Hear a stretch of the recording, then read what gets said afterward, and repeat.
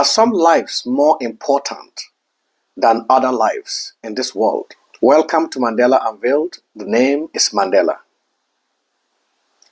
Since the start of the Palestine-Israel war, there has been massive support, numerous demonstrations across so many countries.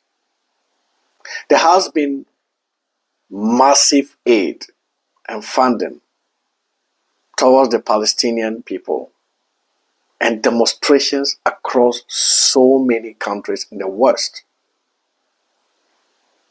When the Ukraine-Russia war started, a similar trend was observed. However, Sudan war has been raging for 10 months, and the world is acting as if nothing is happening at the other side of the world. Democratic Republic of Congo, DRC, has witnessed a possible genocide, but the world is not talking about it. In 2023 alone, the United Nations estimated about 23 million people in the DRC risked in food insecurity.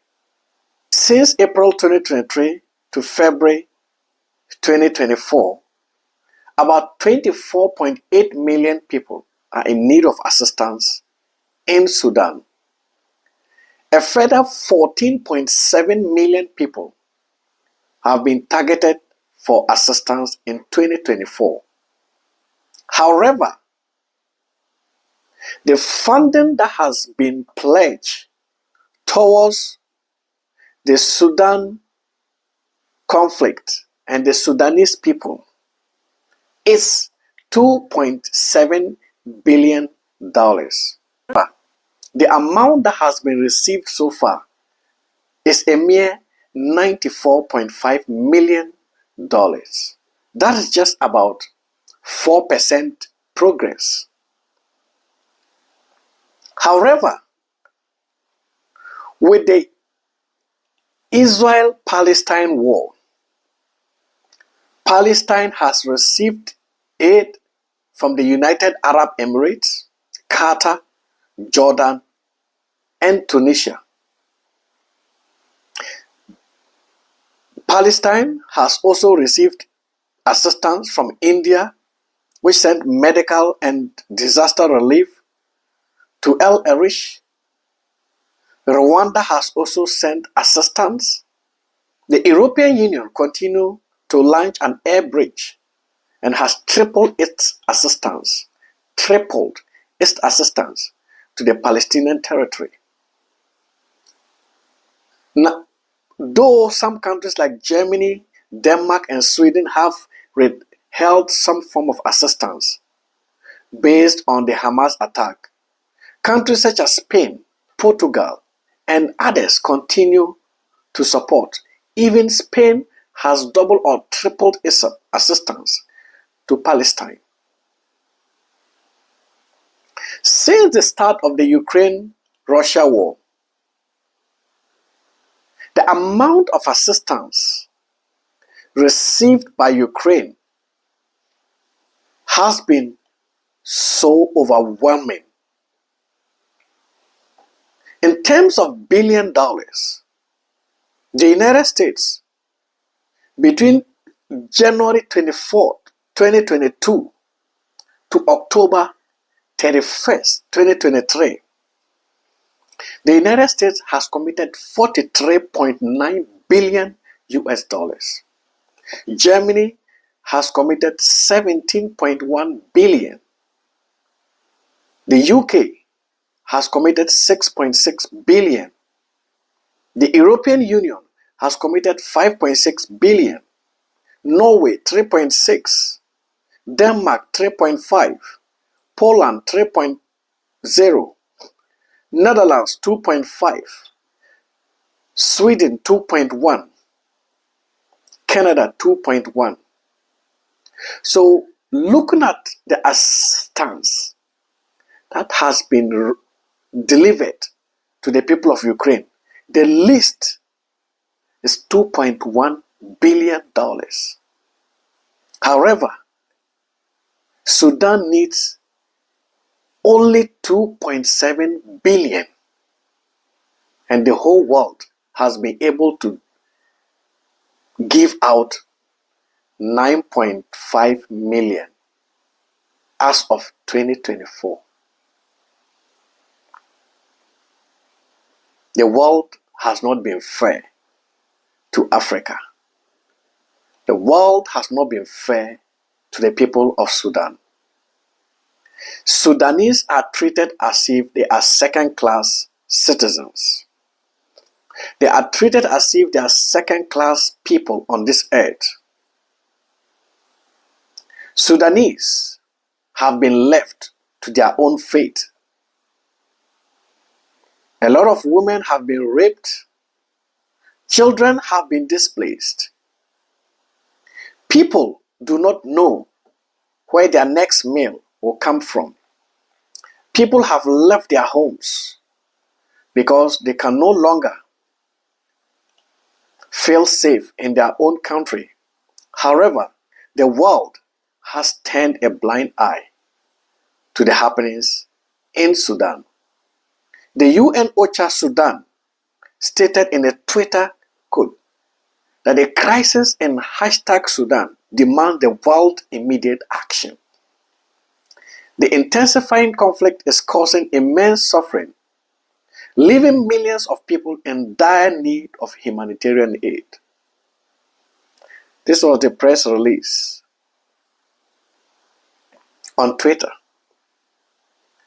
And Martin Griffiths, who is the UN humanitarian chief in Sudan, said 10 months of conflict have robbed the people of Sudan of nearly everything: their safety, their homes, and their livelihood. And remember, when the conflict started in Sudan,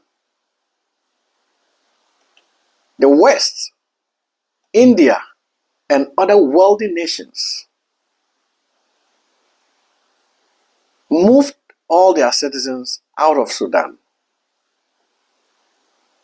And once their citizens are safe, Sudanese have now been left to their own fate. Sudanese have been left to die. The world has not treated Sudan fairly. At least Sudanese have contributed in one way or the other to the growth of this world. Sudanese work in Canada. We have Sudanese who work in the United States. We have Sudanese who work in every country in this world. And if not for anything, some of these people have families back home, and their families need to be protected. If not for anything, for humanity's sake, we must learn to treat every situation and every situation equal. The United States alone has committed more than 40 billion in aid to Ukraine. However, Sudan needs help, and the United States has not taken the lead in that effort.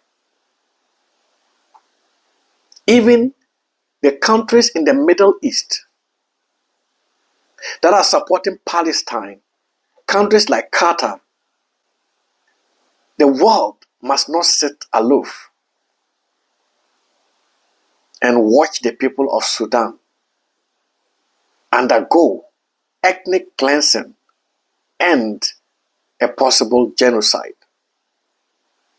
The genocide that was visited on the people of Sudan under the leadership of Omar al-Bashir should not repeat itself again. Well, one would say, how much has the African continent or African countries contributed to peace in Sudan? And that is a very valid question. You see, with the conflict in Sudan,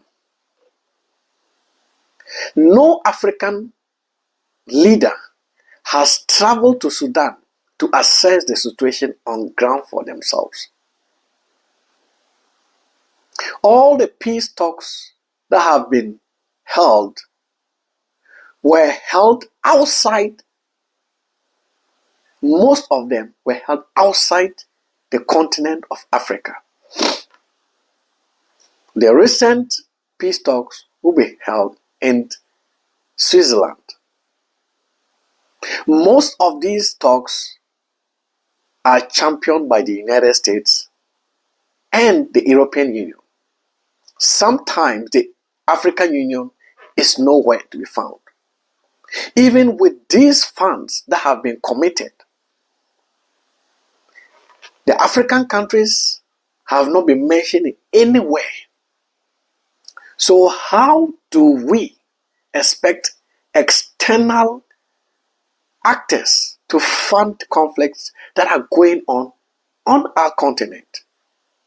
What has happened to the 2001 NEPAD resolution that Africa must implement African tailored solutions for African problems? African countries have neglected the conflict in Sudan. Ramaphosa and co. traveled to Ukraine and Russia to broker peace, and they are still talking about peace. The last time Ramaphosa shamefully posted by his Zoom meeting with Zelensky of Ukraine. However, Ramaphosa has not taken similar steps to broker peace in Sudan. The last time I remembered was on the 11th of January when he held a meeting with the RSF leader. And we all know the RSF is the rebel group, the Janjaweed militia that committed genocide in Sudan, which has metamorphosized into the RSF. The leader was received in Gothenburg by Ramaphosa. By this, dear Ramaphosa, what message are you sending to the Sudanese army? Africans must wake up. The Saudis are also supporting the Sudanese army. External Arab countries' interest in Sudan is destabilizing the country. And African leaders must wake up. African countries must wake up and take control of the situation. African countries must wake up and take control of the situation in Sudan. As for the Congo, monies were paid to the then Kabila government when United States companies transferred their ownership of cobalt mines in DRC to Chinese firms. These monies were channeled to Joseph Kabila's personal account and that of his associates. And these have been revealed. What are the people of Congo doing to hold Joseph Kabila and his cronies accountable? We must learn to hold our leaders accountable. And we must learn to also fund our own problems and fund our own militaries. We must not wait for external help. That being said, the global community or the international community must learn to treat each person, each continent, and each race equally. When we do not treat people equally, then we continue to make that divide wide. And it leaves room for segregation, racism, and the impartiality in everything that we do. A word to the wise, they say, is enough. What do you think? Should Africans take control of their own situation? Are some people more important than others? Should Sudan and DRC receive more funding compared to Palestine and Ukraine? Let me hear your side in the comment section. Make sure to subscribe to our videos, like our videos, share our videos, post and repost. And until we meet next time, adios.